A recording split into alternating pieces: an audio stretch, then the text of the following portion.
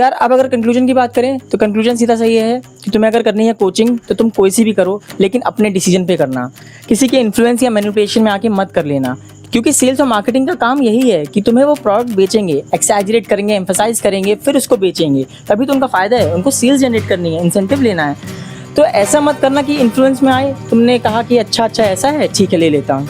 अगर तुम्हें भरोसा है अपने डिसीजन पे तो तुम ले लो। मेरे कहने से या किसी और के कहने से डिसाइड मत करना, अपना दिमाग यूज़ करो। सब कुछ ट्रांसपेरेंट है और जो तुम्हें अच्छा लग रहा है, PW, सारथी, नेक्स्ट IAS, विजन IAS, दृष्टि, जितनी भी कोचिंग है सब अच्छी हैं, सब फैकल्टी अच्छी है।